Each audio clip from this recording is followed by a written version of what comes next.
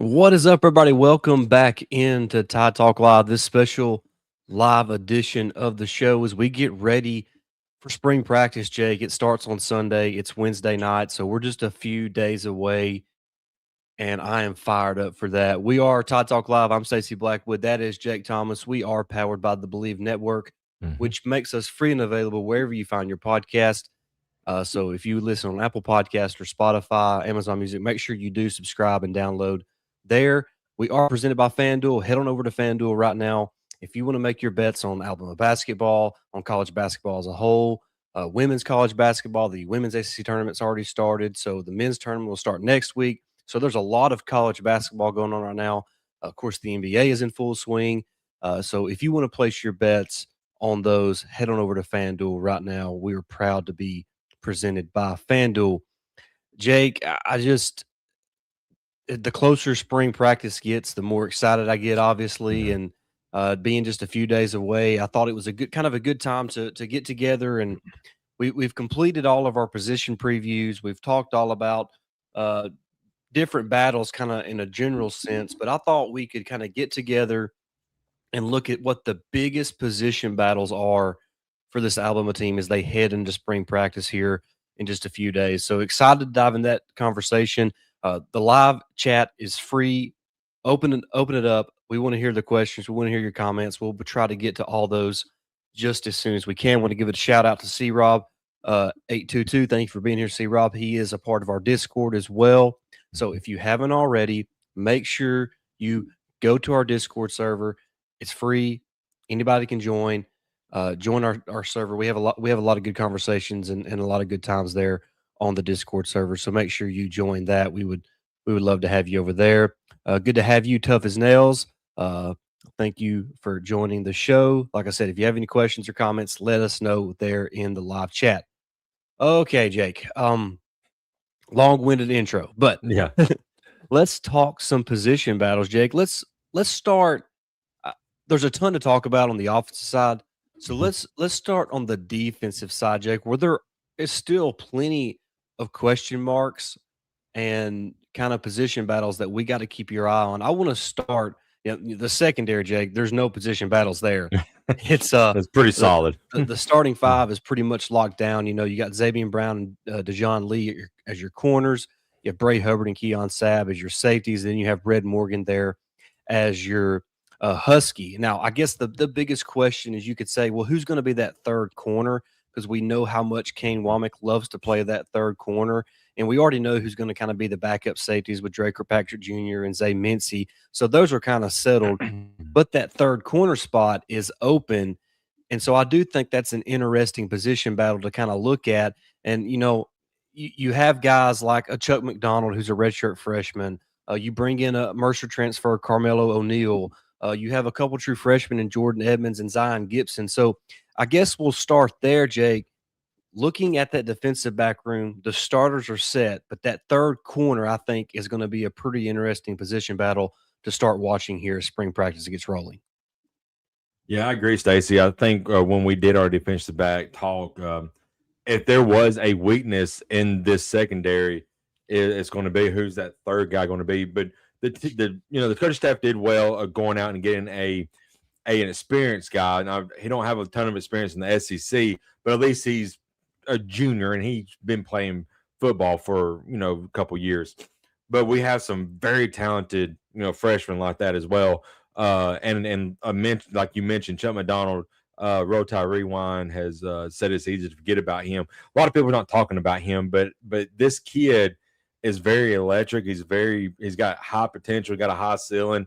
You could probably see him take that third spot, just how well he plays in practice and how he performs, and then maybe turn some heads with the coaching staff.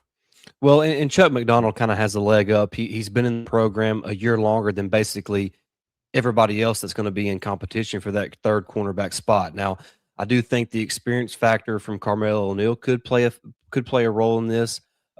Jordan Edmonds is just a phenomenal true freshman Mm-hmm. talent. Just the elite link that he has is really similar to like Roll Tide Rewind says there of Dejon Lee. So you can't dismiss that. But I do think Chuck McDonald, I think going into spring at least, is probably, a little bit above all of those guys because of the experience factor in terms of his experience in the Alabama defense and being in the program for a year. And it's not like he was, chopped liver coming out of high school. He was highly Right. recruited out of modern day, real similar player from Xavier Brown, who's also a modern day guy, just a very instinctive football player, very technically savvy. So he just kind of gets the job done there. So I think he's a really solid player and would be a really good cornerback three. But I do think that's going to be a position battle to kind of keep your eye on. Outside of Xavier Brown and John Lee, you have to have a third option there at corner. And fortunately for Alabama, they have several guys they can kind of turn to for that battle, but there's just not a ton of SEC experience. In fact, there's not any SEC Yeah. experience outside of Dejon Lee and Xavier Brown as a cornerback. So that's going to be a lot of fun to watch and real interesting to kind of look at there. Hmm. Jake, I think another thing you could look at is when we talked about this, when we talked about the Wolf position, Jake, we have Hmm. Jan Zapier, we have Justin Hill, but after that, it's kind of up in the air. Is there really going to be anybody else that's going to spend a ton of time at that Wolf position? Could a true freshman, Xavier Griffin be a Wolf, or is he going to be an off-ball linebacker? Uh, can Jamarian Latham, a guy who's really kind of a bigger guy there going into his seventh year, can he be a Wolf? Does Desmond Umazulu from South Carolina, is he going to be a bandit or a Wolf? So I think outside of Jan Zapier and Justin Hill, there's a little bit of a question mark there at that Wolf position from a depth perspective. Right. Yeah, you're not going to take them two guys off the field for sure in any down, but injuries do happen, so you've got to build some depth. And like you mentioned, and we mentioned several times, Kane Womack loves to play multiple people, 3 or 4 deep on the defensive line, and as well. It's kind of hard, different last year in the situation with the inside linebackers because those three were just phenomenal. So you really can't pull them off and play some true freshmen. But in this situation, same kind of familiar situation this year with the Wolf position. I think you're set with Hill and Yanze Pierre. Who's going to be that third guy? I think getting the guy from South Carolina, he's got some experience playing the SEC, and some experience as well, just playing football. So he may have the leg up in this situation, being that third guy. Yeah, I look at him, I look at Jamarian Latham, and I Hmm. still say there's a potential that Xavier Griffin, the true freshman five Yep. star, could have a chance to be a Wolf. So I don't know. It's going to be interesting to see if the primary position for Xavier Griffin is Wolf or is it going to be off ball linebacker. I think in the spring it's going to be a lot of mismatch. I think it's going to be a lot of guys playing a lot of different positions, trying to figure out, who your top 20 defensive players are that you're going to be rotating in and out of the defense throughout the season. So that's a very interesting point. And Roll Tide Rewind brings that up, who by the way is also part of our Discord. So make sure you head on over to our Discord server, Hmm. join that. We'd love to have you there. That's a great question. I mean, And that's is a good Xavier point. Griffin going to be a middle linebacker or is he going to be a a Wolf? That's a massive question, and um, it's going to be fun to see what the coaching staff does because everybody's talked about it. Everybody, it's not kind of secret or anything. He has the potential to be a Jahad Campbell top player who can be an off ball linebacker as a primary position, but then in certain situations, kind of play on the edge and be kind of get after your quarterback and make plays that way. So Xavier Griffin's a guy that we really need to keep our eye on Hmm. throughout the entire off season. I do want to get to this question real quick from Don Hancock 123. Thank you for the question. Wild guess player that gets the most interceptions. Jake, Mm. you go ahead. Uh, I want to go with Xavier Brown just because he's done it, but I'm going to go off the wall pick here. I'm going to say Dejon Lee. I think he has a massive year. He takes that next step and has a big year because I think he's going to see a lot more, throws his way because they know that Brown is a shutdown corner. So you don't want to go his way. So you're going to attack the guy who's a younger guy and hasn't played. He's played a good bit in the last part of the season, but out of those two, I think I'm going to attack Lee more, and I think he's going to have more opportunities to get interceptions. Now, I don't mind that pick at all. I Yeah, guess if I'm going to go out on a limb with mhm. one and just kind of just be different, I'm going to go with Keon Sabb. Love it. Mhm. He started his Alabama career against Western Kentucky and had 2 interceptions in that game, Yeah, and I think he's only had 1 since. I think If so. I and that was against maybe Vanderbilt this year, Yep. and now he has missed some games and stuff with injuries, but I feel like Keon Sabb has the potential to be a high volume type intercepting player. It's Mhm. just about being a more consistent player and being in position and doing your job on a more consistent basis. And I'll say this, his first year with Alabama in 2024, he was really inexperienced. He was a young player, didn't have a ton of experience. And then this last year, he's kind of he's coming off a very serious injury from the Yep. offseason, had surgery. So he's coming back from that. So it's almost like uh, Caden Proctor from last year, where we had never seen a healthy, experienced Caden Proctor. Yeah, We haven't seen a healthy, experienced Keon Sabb either. So that's I true. do think we could get the best version of Keon Sabb that we've seen so far. So I'm going to go out on a limb and say Keon Sabb, and that's obviously a bold. I'm not going to say I'm not predicting it, but just for the purpose of this question, that's what I'll go with. Mhm. Um, Jake, other position battles there on the defense, and I know we got some questions there in the chat. We'll Mhm. get to those in just a second. Um, Obviously, you could look at Bandit maybe because you do lose LT Overton and Jordan Renaud and Keon Keeley. I do think Devin Tompkins was brought in to kind of be that guy. You still have Fatatua Henry. Could freshman Nolan Wilson play there? So I do think there's some question marks there, but I think it's going to be a lot of kind of rotating guys in, trying to figure out who it is. But I do think Devin Tompkins was brought in to be a bandit. That I could be Yeah. completely wrong, but I'm pretty confident in saying that Devin Tompkins was brought in to be that bandit. And then you kind of have some guys that'll be backing him up, and maybe a Jamarian Latham could fall into that category as Mhm. well. So I don't want to spend a ton of time there because I do think Devin Tompkins was brought in to be that guy. Yep. Um, I agree. Also, we could spend some time on the defensive tackles, but it's really a bunch of guys that we've seen play before in Edric Hill, Jeremiah Beeman, London Simmons, Isaiah Faga, Stephen Boonewa. So I'm confident in all those guys. You bring in Terrence Green and Kedrick Bean Jones to kind of be those nose tackle type guys. That's going to take a lot of pressure off of guys like London Simmons and Jeremiah Beeman. So I like what Alabama has there. It's just gonna be a matter of how quickly can a guy like Terrence Green fit in that starting lineup among the Mhm. defensive tackles? Yeah, the reason why we brought him in, but you got guys like Edric Hill who has experience, a ton of experience, and is playing. I think played really well last year. So I think it's going to be hard to keep him off the field, and there's going to be a good battle there in this spring and this fall at that position with Hill and Green for sure. Yeah, that's gonna be a lot of fun to Hmm. watch there and kinda see what that, defensive line looks like. I think Terrence Green's probably gonna be your nose tackle.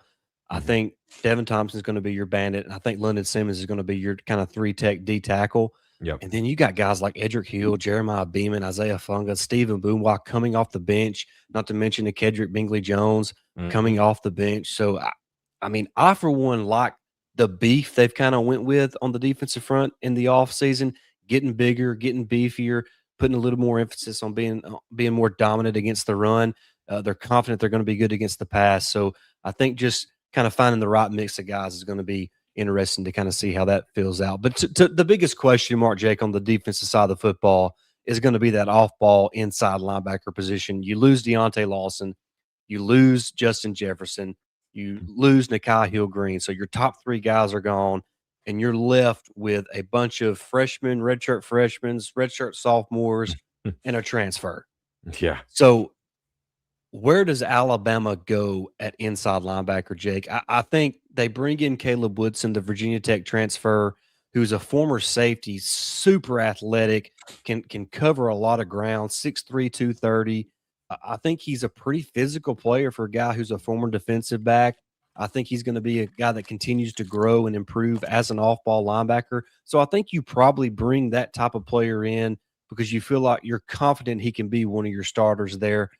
But the competition for that other starting inside linebacker is going to be a lot of fun. You got guys like Caden Jones, QB Reese. You have maybe is Xavier Griffin going to be an inside linebacker? Yeah, I mean, you just have so many potential players there. Whether a Luke Metz can step up, a Duke Johnson, Abdul Sanders. So uh, there's just so many names there. But the problem is, Jake, they're all unknown in right. terms of proven on the field. Yep.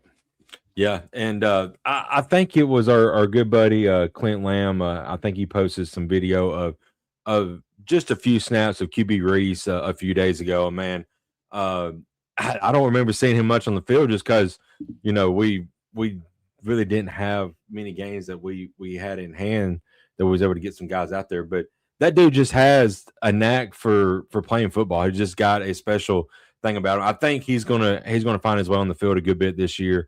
But like you said, Caden Jones, I feel like he could do some. Duke Johnson, I think he'd be good. Like you said, maybe Luke Metz could step up and be a good guy as well. Just that is going to be a fun battle to watch as well in camp because it could go either way with 4 or 5 guys vying for that one spot. Yeah, yeah. I mean, and I'm gonna give a quick shout out to Roll Tide Rewind. They put out a lot of videos talking about Thomas does talking about different players and shows us Hmm. a lot of highlights and does some breakdowns there. So just a shout out to Roll Tide Rewind. Go check those guys out. Should give them a subscription. I think he just surpassed 1,000 subs, right? Yes, he did. I If you're believe. still Yeah. watching Roll Tide Rewind, just confirm that. Congratulations on that, by the way. Yeah. And also, there's plenty of you talked about Clint Lamb putting stuff up. Landon Tigwell, uh, Yes. uh, I think a former Penn State offensive lineman, has been doing a lot of Alabama content lately. Hmm. So knowledgeable from an X's and O's standpoint. He's been doing a lot of breakdowns in Alabama, so make sure you check his show out as well. Just want to give a shout out to all those guys and the great work they do. But yeah, the inside linebacker position, Jake, is just going to be, from a defensive standpoint, is the position that we have to watch the most. Like I said, I'm confident that that Caleb Woodson will be one. And the more I get into it, the more I kind of dig into it, the more I watch some of these guys break down the tape. I just feel like QB Reese is one of those guys that, Hmm. because of his ability to be so instinctive, Right. it's gonna be hard to get him off the field. Like, I even felt like when I saw him on the field last year, like, man, if he keeps playing too much, he's gonna kick one of these other guys off the field. Yeah. 'Cause that's how much I have faith in a guy like QB Reese. I also think a guy like Luke Metz is kind of a hidden gem, so to speak. So, man, I don't know. The good news for Alabama, the coaching staff, is they have plenty of guys to go through. The problem is when they get to the season, it's gonna be their real first taste of college football. Right. Yeah, for sure. Five Adams says he likes Abdul Sanders and Caden Jones. And Both, look, yeah. the truth is they're both really good players, and they have basically just as good a shot as anybody to Mhm. see a lot of playing time. And the good news is, Jake, he's going to play. Kane Womack's going to play 3 inside linebackers at least. Right. Yep. So uh, you could see 3, 4, and I mean potentially even 5 guys get considerable snaps there at that off-ball linebacker spot. And Yeah. you got to think about in terms of different packages where maybe they have a Bray Hubbard coming down in the box, bringing in both Justin Hill and Yonze Pierre, at the same time. So there's a lot of different scenarios where Alabama could get multiple off-ball linebackers on the field as well. Mhm. Roll Tide Rewind says it also helpful Alabama starts off with East Carolina at home Yeah. and not on the road at Florida State. Gives them a game to settle in for sure. That's a huge point to kind of emphasize there because you're not starting on the road in a hostile environment against a Power Four team. You get to start at home with a team like East Carolina, who's going to be a solid team for a Group of 5 team. They're not going to be Mhm. just god awful, but it is basically a warm up game, and it gives your younger players the opportunity to kind of settle in and get their feet wet before kind of taking on an SEC gauntlet. And I Uh, think East Carolina just hired a new coach this year or this also too, I yeah, believe. I think so. Mhm. Yeah. If I'm not mistaken, I could be completely wrong, so don't hold me to it. I want to say they fired their coach midseason last Mhm. year, Yeah. and whoever they put as the interim, did he get hired? I can't remember, I but want to say he took. because he took over and they started playing pretty well, and Yeah. they made him the head coach. They removed the interim tag and made him. I could be completely wrong. I could be thinking about somebody else, but for some reason that's kind of sticking in my mind for East Carolina. But yeah, Blake that's Harrell. that. Yep, that is correct. Yep. Okay, he was the interim, and then that was removed, and he was given the full time head coaching job. Yeah, he Mike Houston was fired. Harrell was named the interim coach, and then after a 4-0 start, they made him the permanent coach. I thought I remember that correctly. Yeah, Yep. so they're not going to be chopped liver, but No. it's not a Power Four team, so Right. you Yeah. do have the opportunity to kind of settle your guys in before throwing them to the fire to the wolves. Right. Any more questions from the chat in terms of defense and position battles that you're interested in watching and kind of talking about going into spring practice? Anything from you, Jake, that you want to point out before we move to the offensive side of the football? I think I forgot who it was earlier in our chat. Oh, Five Adams, or Five Adam. I agree with this right here. I think Oh, Jeremiah Beaman is going to have a monster year because I know he's ready to get on the field. You know, just the injury, what we saw of him before or a few years ago in the ball game, then the injury happened. He is, ready to get on the field because I think that he's another one of these guys that could have untapped potential that we don't know about because we hadn't seen a lot of them yet. I'm interested to see where he's at in terms of recovery Right. because that injury happened in what, Yeah. late August, early September. So we're how many Mhm. months removed from an ACL injury? It Um, was 7, 8 months. right. Yeah. So he's probably not quite ready. I haven't heard anything official yet, but the truth is I haven't kind of dug into that. I have because I just kind of got reminded that he's coming off an ACL injury. Yep. So, but yes, I do think once back healthy, whether it's in the spring or in the fall, I do think Jeremiah Beam is going to be a really good football player. We were talking about him. We hyped him up so much I know. throughout the summer, last summer, and going into fall camp, only for him to suffer a season-ending injury before the year really even got started. So, Yep. unfortunate for him, but glad that he'll be back for Alabama on the defensive line going into next year. Mhm. All right, Yep. Jake, we're fixing to move on to the offensive side of the football. Uh, unless anybody in the chat has anything else to add on the defensive side. Roll Tide Rewind says ACL usually Yeah. takes 6 to 9 months to heal, depending on the person. I think sitting out the spring makes sense unless they are confident. Yeah, that's kind of Yeah. where I I was. I That's don't kind of what I was thinking, but I wasn't. I I, I didn't want to say because I didn't know if anything official had been said or not. I think I don't think we'll see him in the spring game for sure. I think they'll just keep him out. There's not really no need to force that issue. I feel like just let him continue to heal. I mean, if it's already 7 months in, usually takes about 9 months to heal. Well, then through the summer, and then we don't start fall camp until August. I mean, that's nearly a whole year for that to get healed and him to get healthy, 100%. So I'd rather have him 100% healthy, ready to go than maybe an 80, 85 and trying to push it. Absolutely. Five Adams, that's a question. How deep is our D line? I think it's pretty deep, and we Yeah. kind of gave a rundown just a minute ago. We'll go back through that.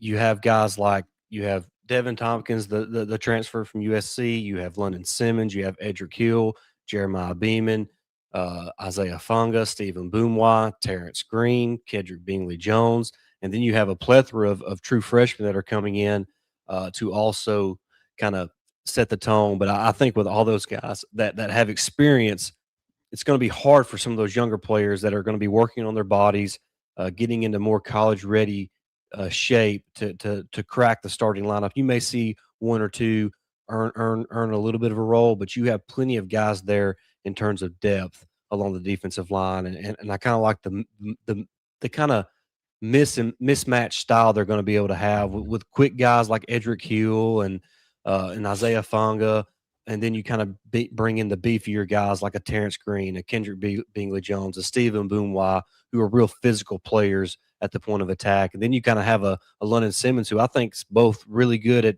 kind of being a quick style player along with being really physical there as a defensive lineman. So I like the depth of the defensive line. Just going to be interesting to see how the newer guys kind of gel with the scheme and how they fit in. Um, real Go ahead. Go ahead. before we get to that, Stacey, real quick on when we did our defensive line talk, I made comment, and I'm sticking behind this comment.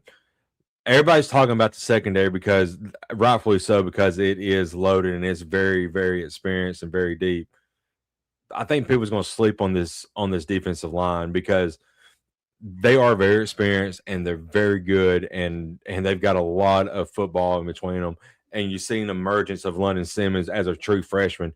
Get him another year in this program, he's going to be that much better. So I think, if all works out with the inside linebacker situation, I mean that's really the only glaring spot weakness I would say at this moment we have on this defensive side of the ball because the secondary is really going to be really legit, and this defensive line is going to be really good as well.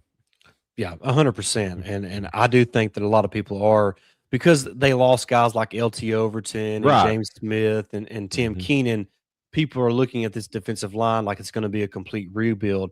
And maybe it is from the sense that you're going to be putting a lot of new faces out there, but a lot of them have Power 4 experience. A Mhm. lot of them have experience at Alabama, and so I do think people are sleeping on the defensive line, and I really like the depth they have there and the rotation they could potentially have there along the defensive front. One more Yep. question before we move to the offensive side of the ball: can we have a better pass rush than last year? I think so. Yeah. Simply because you're returning Jan Zapier, who really turned the corner about the halfway point of the season. I think finished with what 8 or 9 sacks, Mhm. which really happened over the last 11 games, I think. So Right. he was really cranking up the sacks to end the season. I think a guy like Devin Tompkins has some upside in terms of a pass rusher. I think London Simmons has some upside. I think Jeremiah Beeman has some upside as a pass rusher. I think Edric Hill has a tremendous amount of upside as a pass rusher. So yes, I do think uh, from a pass rushing standpoint. Now, will that equate to more sacks? Maybe, maybe not. But I Right. do think Alabama will do a better job of affecting quarterbacks in 2026 than they did in 2025. Yep. I agree. All right, Jack, let's move on to the offensive side of the football. We're not going to talk about the quarterbacks yet because I know that's what everybody No. wants to talk about. We're going to wait. We're going to Just talk about that last. Let's talk about uh and not we're going to talk about the offensive line. I want to talk about one that's maybe not people are not really thinking about a whole lot of because you're returning guys there, and that's the running back position, Jake. mm, I I, I think we're going to see a pretty heavy competition there at running back as early as the spring practice, which gets right. started in a few days. So I don't know what your thoughts are on that, but I think even though returning Daniel Hill, Kevin Riley, and AK Deer, I I think there's going to be a heavy competition for RB1 starting this spring. Yeah, 100% Stacey. And you think guys like Kevin Riley, Daniel Hill do have the upper hand because they are experienced. But I mean, we haven't even talked about the freshman phenom that's coming in, and Isaiah Crawwell, and then a guy that I'm not going to sleep on. I really think it's got. He don't have the ceiling as high as Crowell does, but AK Deer, I think we're going to see a lot more of him. And honestly, it's nothing against Kevin Riley or Daniel Hill. Both of them, I think, are really good players. But these two guys, they got special written all over them, and I just think I don't know if that they're going to win outright, but by mid-season, I think that's who we're going to trot out as 1-2 in the running back room mid-season because they're just going to be that good. You can't keep them off the field. Yeah, I mean, Daniel Hill and Kevin Riley are quality SEC backs, Right. 100%. Mm-hmm. But Xavier Crowell and AK Deer, Mm-hmm. especially Xavier Crowell, Yeah. has just something different about them. Mm-hmm. And it's something you can't teach. It's not something you can coach. I mean, he just has a God given ability to change football games. And that doesn't come around all the time. And when you have one of those, you got to feed him the football. So Right. I think the competition at running back is going to be fierce. And I think Xavier Crowell is going to push for a lot of playing time. And I think AK Deer could potentially push guys like Daniel Hill and Kevin Riley for more of a piece of the pie there, toting the rock Mm-hmm. for Alabama this year. And so I'm looking forward to seeing what that running back room looks like. Not not just when spring practice starts, But Hmm. what it looks like, when you get to practice 7, when you get to Right. the end of spring practice, do we have a different feel of what that running back rotation might look like Hmm. as spring practice continues? Right. Love the question here. Confirm or deny, we will have 2 running backs with over 600 yards. Oh Mm. gosh. Let me leave that up there. I'm gonna have to ponder on that a minute. I'm gonna have to Well, ponder on that a minute. well, here's my thing. If we do have two running backs that's got over 600 yards, then that means the quarterbacks not, especially with new quarterbacks coming in. I know Matt's got experience, Keelan Russ got experience. If you have running backs who's having really, really great, starts the first 3, 4 games of the year, that really takes a load off their shoulders. But you have all this talent outside and the wide receivers as well. You got to get them the ball. So man, that's a good question. But here's another thing. I know you like to rest people and all that, but if Crowell comes in, I mean, he's going to get 35%, 35, 40 carries, at least 35 carries a game. How many more is there to give up if he Crowell is? is? I mean, if he's dominating, he He should. ain't gonna get that Yeah, many. The game ain't long enough to have that many carries not anymore. anymore. It ain't with freaking all the time restraints they have. But if it is, it will be him, and I think Deer if it is going to be two. Okay. Ooh. Mhm. I I'm gonna say no, simply because of the fact that I think it's gonna be a scenario where you start Alabama gonna play 4 guys potentially. Right. And so I just don't see how you could have 2 with 600. I mean, Tough.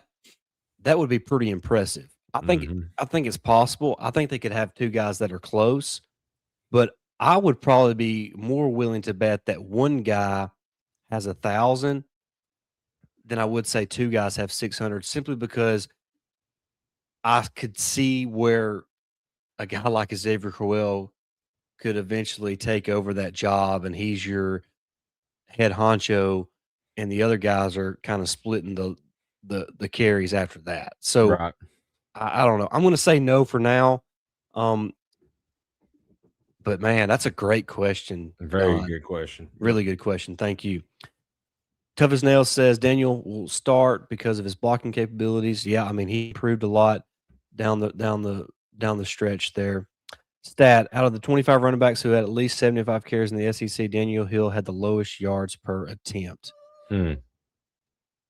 I'm not surprised at all. Yeah. Well, but I'll say this: that's a little bit skewed because he was given the ball a lot inside the 3-yard line. Yeah, that's a good point. I mean, he was a bulldozer to get in the end zone. So I mean, but your point is well taken. I mean, Yeah. but I mean, Jam Miller's wasn't much better. Yeah. In fact, his was 3.9. And Kevin Riley's was also 3.8. yeah, disclaimer: O line was also bad. Yes. Good point. We should probably just leave this up here. Right. Just start and just leave it. But But yeah, I do think yeah, the battle at running back is going to be fun to watch as well. absolutely. He said, "Don't get me started on Jam Miller." Yeah. Let's talk about the Discord real quick. Last week, obviously, was the NFL Combine, Oh and Jam gosh. Miller surprisingly ran a very impressive 40 time. Yeah. And what was your comment to that, Jake? I said he ran, was it like a 4.45 or 4, Yeah. whatever it was, and I said, but hitting a hole, it was like 10 seconds, 10.2 or something. But yeah, he just danced around too much, and I get it. I understand. But I hope he does well. I mean, no Yeah, hard yeah, I feelings wish towards him him. nothing but the best for sure. Yeah, but yeah, he looked impressive and ran really well. And I mean, after that hit against Missouri, he just wasn't the same. I felt Yeah, like. yeah. All right, I don't really wanna, because we still have the offensive line, the quarterbacks to talk about, so I don't wanna spend a ton of time here, but I do think a couple other things or battles that'll be fun to watch on offense, or who's the second tight end behind Caleb Edwards. Yep. I think it's probably gonna be Josh Ford.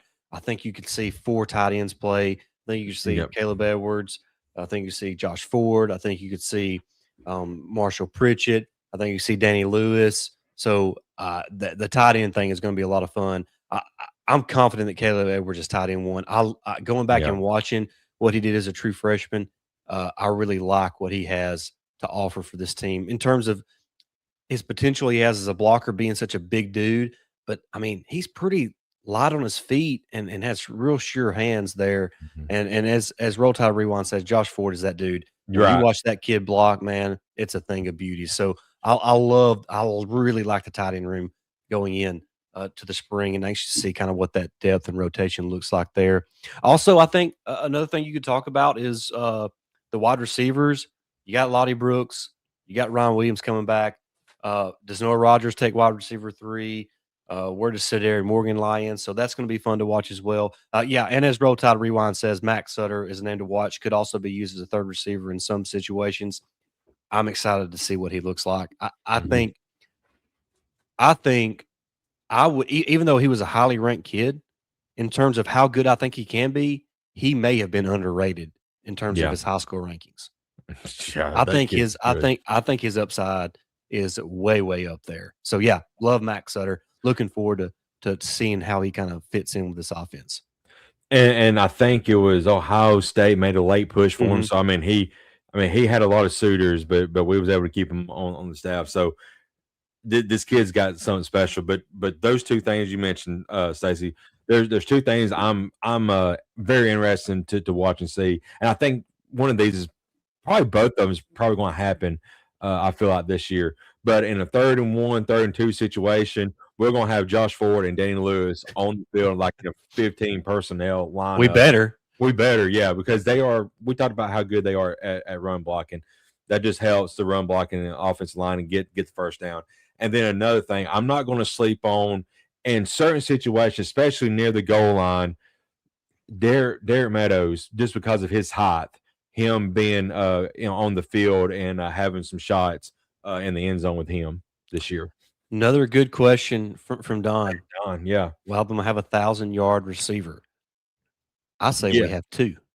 Well, I've already said that I think Ryan Williams is going to get 1,200 this year. So that's one for sure. And yeah, I agree. I think two could happen easily.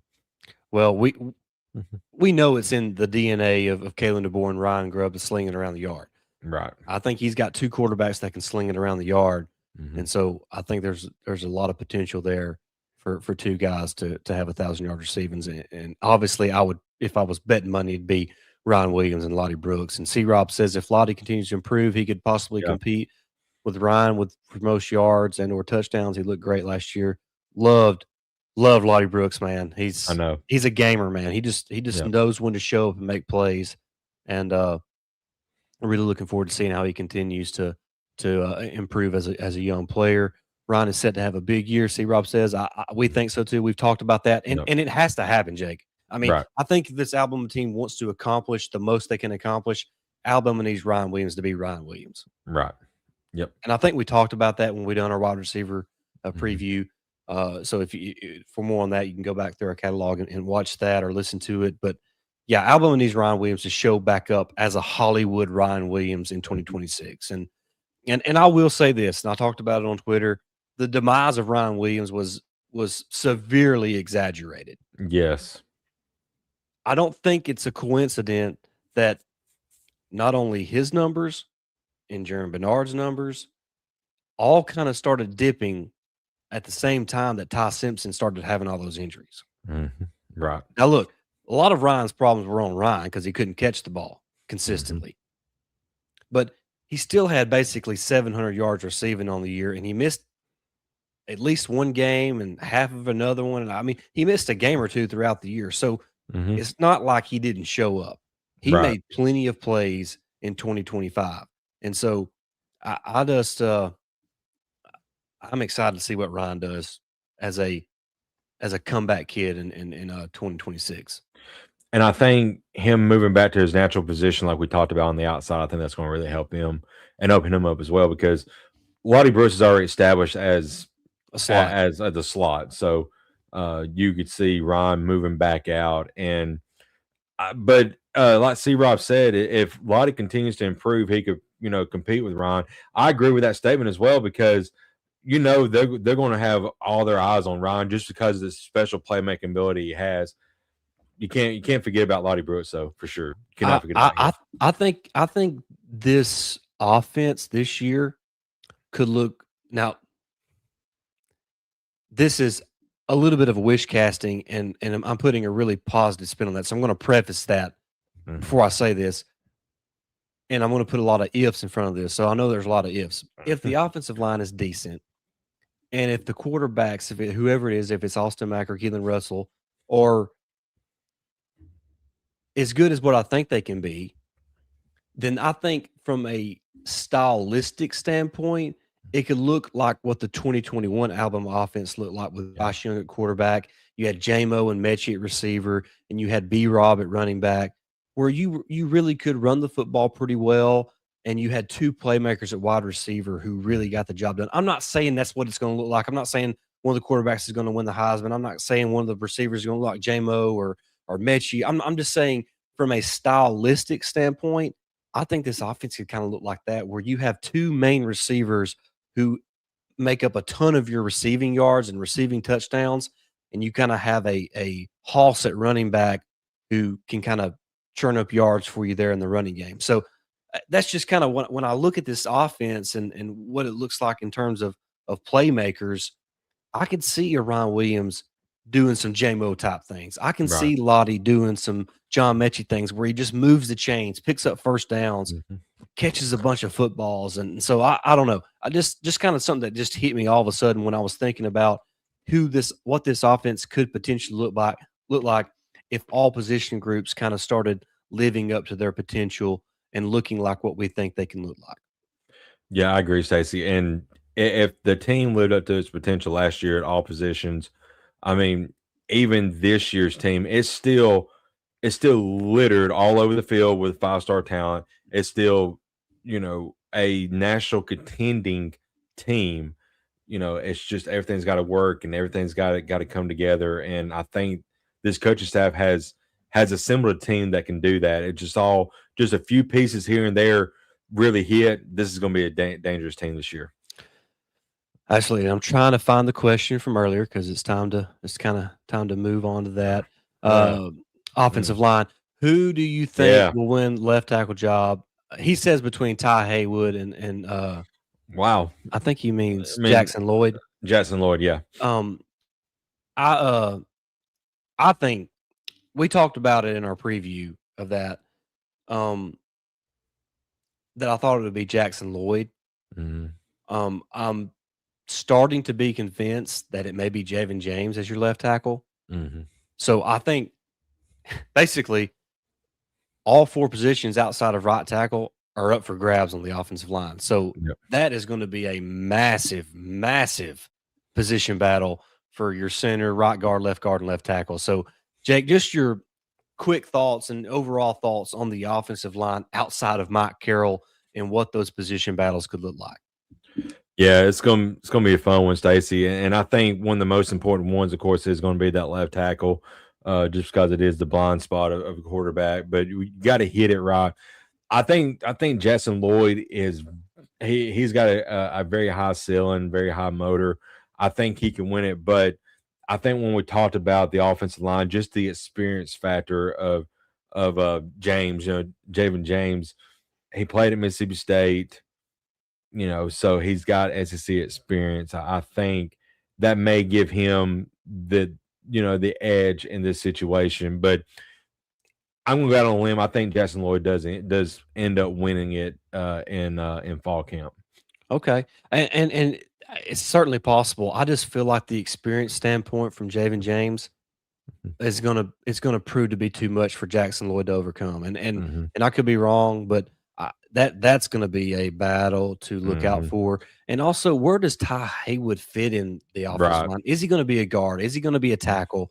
What position does he play for Alabama? Hmm. And so that's gonna be fun to look at. I think at center, Jake, I'm I'm pretty confident Rayson Delgatti is gonna, which by the way, what a freaking name. I love that Rayson name. Delgatti. My Yeah. gosh. Um, I'm confident he's gonna be your starter at center. Yep. and Me and too. I'm starting to be more confident in Will Sanders being your starter at left guard. Mhm. And so I think in terms of the one that is most up in the air, although all 4 outside of Mike Carroll are up in the air, is the right guard spot. Right. And and man, I think it could be anybody just about. I agree. And Mhm. and I don't know which way it's gonna go. There's been a lot of conversations about Caden Strayhorn. Mhm. You have what, Nick Brooks. Yep. Um, you have Casey Poe. Casey Poe. I mean, there's just so many Ethan Fields, Chris Booker, freshman, Chris Booker, just the freshman. Can he mhm. make a move? Like I mentioned, does Right. Ty Haywood play guard? Right. So man, I don't know, Jake. That's going to be super super interesting to see what happens there on the Alabama offensive line. Yeah, it's definitely gonna be interesting. The offensive line outside of, like you said, Michael Carroll, it's wide open. But like you've mentioned, I think Racing Delgado is gonna, secure that center spot. And the left tackle, left guard, and right guard is where it's gonna be at. But I'm with you. I think William Sanders is gonna be the left guard. I think uh, he's I really like his play last year when he got in on the field a little bit, and just I think the coach staff was high on him as well. So I think he's going to win that. And uh, but yeah, right guard Ethan Fields, Casey Poe, Ty Haywood, it's wide open. It could go either way. Caden Strayhorn. And the interesting thing is, if Strayhorn wins it, him and Carroll play beside each other in high school. So that could be a determining factor as well. I'm not sure how deep they'll look into that, but usually when you have two players beside each other who played in high school, they kind of feed off each other and they play a lot better. I mean, just look at, they didn't play in high school together, but look at Ozzy Albies and Ron Acuna. Whenever they're having a good time, they're trying to one up each other, Yeah, and that's when the Braves are at their best. it's just another level of Mhm. competitiveness there. Right, exactly. Uh, Yep. I want to give another shout out to Landon Tingwall. Go check out his YouTube channel. He did a great breakdown of the Alabama offensive line, and I'm going to Mhm. try to get him on the show, uh, probably post spring. Kind of let the spring practice take place. Everybody's going to have a better idea of potentially what the depth chart could look like. But he did a big breakdown on the Alabama offensive line. He has Javen James as the left tackle, Will Wow. Sanders as the left guard, Rayson Delgado at center, Ethan Fields at right guard, and of course Mike Carroll at right tackle. And he just talked a lot about the physicalness of Ethan Fields. He talked about the steadiness of Rayson Delgado. He loves the Will Sanders' ability to kind of move around in space, and he Mhm. loves the experience at level and kind of the upside that Javen James has as well there for left tackle. And of course, he loves Big Mike Carroll. Thinks he has a chance to be one of the better tackles in the SEC. So Mhm. shout out to Landon Tigwell for that information. Like I said, I'm going to try to have him on post spring. He does a great job of breaking down the tape, and I Mhm. think I think our audience would really enjoy that. Um, Jake, it's time to talk quarterbacks. Uh, Mhm. We have man, one question you want to get to okay, real, okay, yeah, go ahead. right there. Just I'm going to say Well, yeah. okay, going into the year last Yeah. year, We thought it was going to be really on good. paper, Mhm. it looked like it'd be a pretty solid offensive line. Right. I mean, you're returning Caden Proctor, you're returning Parker Brailsford, you're returning Jaden Roberts, you're Mhm. returning Wilkin Formby, who had experience, you're returning uh, Gino Vandermark, who has experience, Mhm. and It it just just didn't work out. for whatever reason it didn't work out. Mhm. So, I guess to be fair to the question, going into the season, last year's was better than this year's because we don't know much about this year's yet. Right. Ask me this question post spring in a couple weeks into fall camp, and maybe I You're right. can tell you. But I mean, to be fair and to be honest with where we were at last fall, Right. I would have to say going into last year, I was high on the offensive line, and boy was I wrong. Yeah, me too, unfortunately. And I'll eat crow, and a lot of that, I mean, I heard good things from within the program that they felt good about the offensive line, and for whatever reason, it just didn't work. Yeah. Right, like C Rob said, it's going to be our best line in a decade. I mean, I heard a lot of people Yeah. highly touted how good they were, and we all thought they were going to be good. I mean, I don't know where he's at in the mock drafts. I think Caden Proctor's going to be a fairly serviceable and have a fairly serviceable NFL career. But I mean, he was billed as a top 5 to top 10 guy. I just don't think he's ever made that. That No, he. I is, think I think he'll be an NFL starter, but he yeah, was never. He was billed to be a guy that would potentially be a all pro type offensive lineman. I'm right, not sure who ever reached that status. He could be wrong. I hope he proves me wrong. I wish right, Caden Proctor nothing but the best. But just so much inconsistency from the offensive line. yep, that's it. All right, Jake, All right, quarterback talk. quarterbacks. Talk Let's go. quarterbacks because we're going to try to get out of here in about 8 minutes. Let's see if we can make that happen. Shoo! Um, Woo! First of all, guys, love the live chat, love the questions, love the conversations. Thank you guys so much for making all this possible. We appreciate you more than you know. If you haven't already, if you're watching the show and you're not subscribed, please make sure you subscribe. Smash that like button. Share our channel with your friends and family. We'd appreciate that as well. And make sure you do subscribe on Apple Podcasts and Spotify. We are presented by FanDuel. Go head on over to FanDuel right now for all your sports betting needs, whether it's the NBA, college basketball, golf's coming up. I mean, you name it, they got it at FanDuel. So head on over to FanDuel right now for all your sports betting needs. Quarterbacks, Jake. It's the I think we labeled it the question of all questions Yep. when we talked about quarterbacks in our position previews. Uh Keelan Russell versus Austin Mack. That is going to be, I think, probably the competition that college football fans have their eyes on more than maybe any other position battle in college football. Mhm.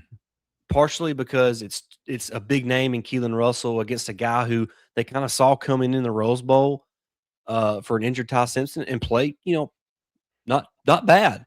Right. And it's also Alabama. It's Kalen Yeah. DeBoer in year 3. Is he going to turn the corner? Is he going to fold? Right. So I just think the eyeballs of college football are going to be on this quarterback battle in Tuscaloosa. Yeah. Everybody's gonna be like, he's got to nail this right here and get it correct, or he maybe, This could be a career defining mhm. battle for Coach DeBoer. And Yeah, that's so unfair. it is. That's so unfair because he's a good coach. Yeah, And he is. it's I mean, just, he's what, it's 3 or life 4 at years Alabama.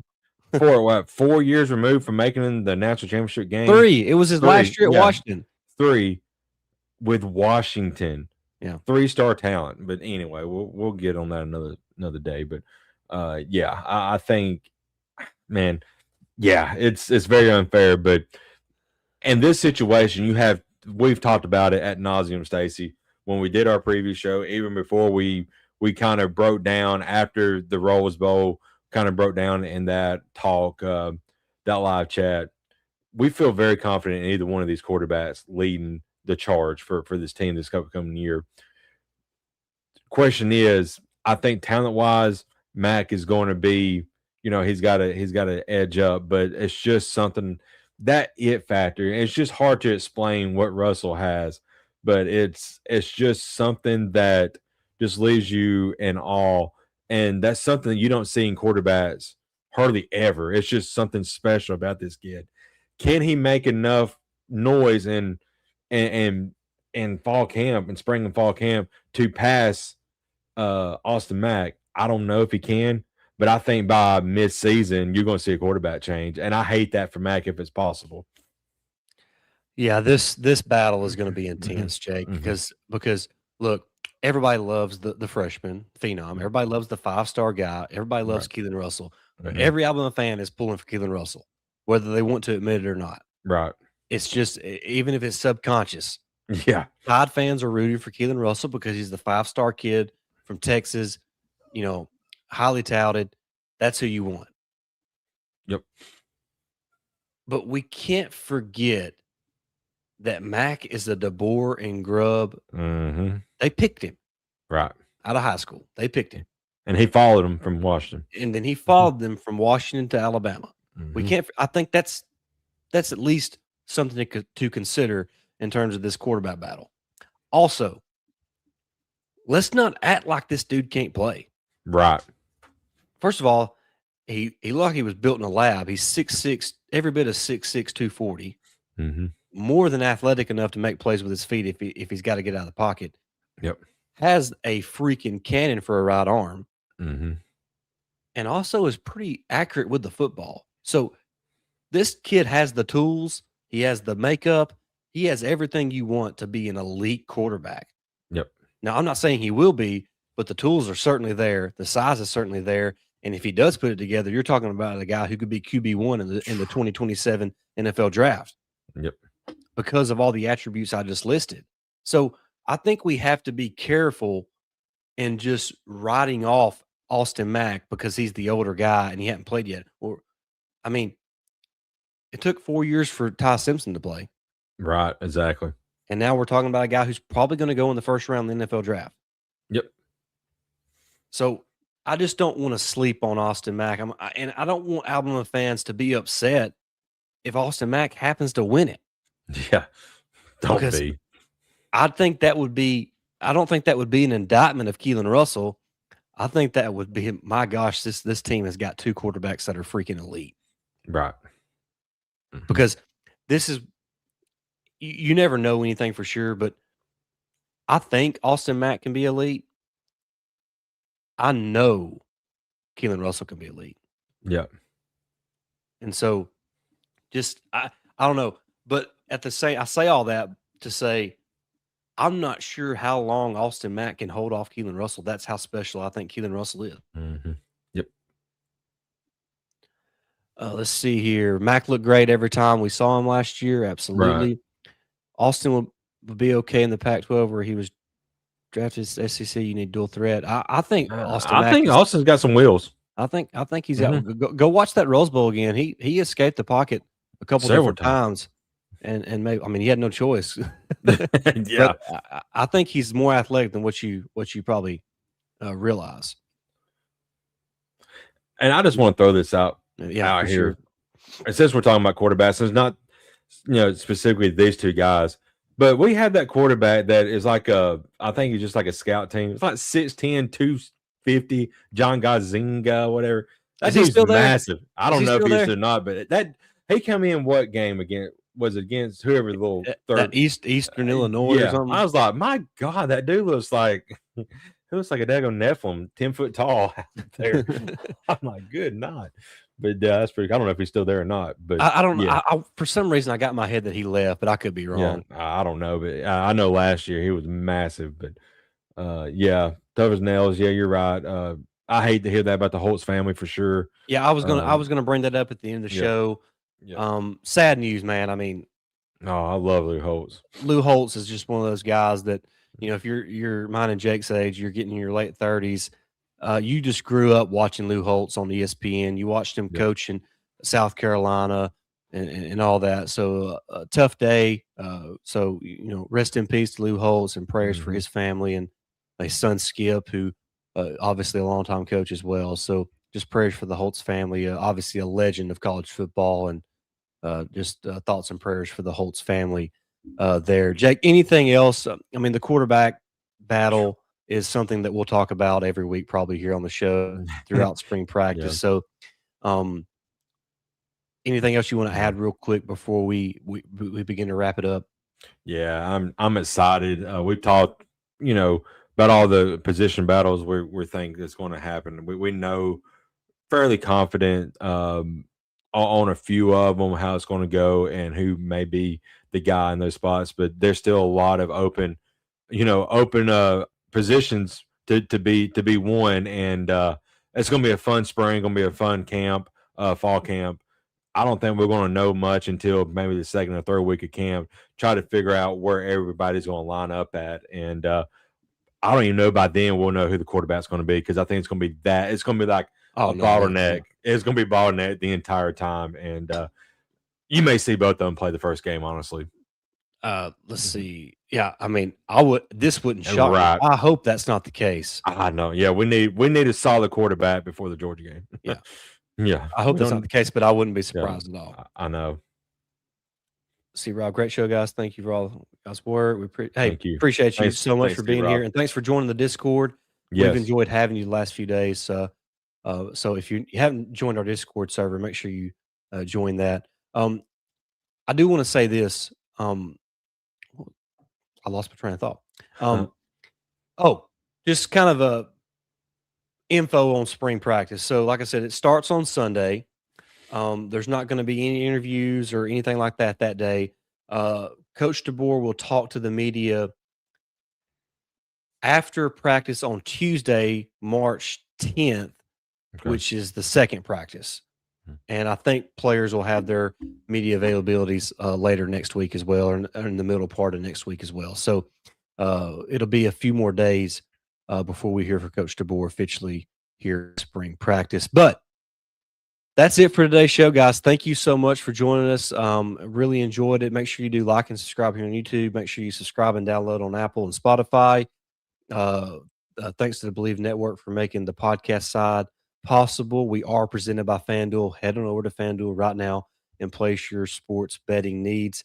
I want to say I haven't looked at it in a week or so. Um, but last I seen, what was it, Jake? Plus 6,000 for Alabama to win the national championship. I think so. Yeah. Something along those lines. Of course, they got Auburn coming up on Saturday in Tuscaloosa to wrap up the regular season. So if you want to bet on the Crimson Tide basketball team, head on over to FanDuel right now. You can make those bets there.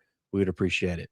And speaking of FanDuel, if I was a betting man, I would buy into the Hornets right now. They are Oh yeah, oh white yeah, hot at the moment. So oh yeah. Charlotte Hornets are white hot. You better get on to them right now. Brandon Miller, Oh my gosh, another dude. Bama boy. You know, Yeah, dude.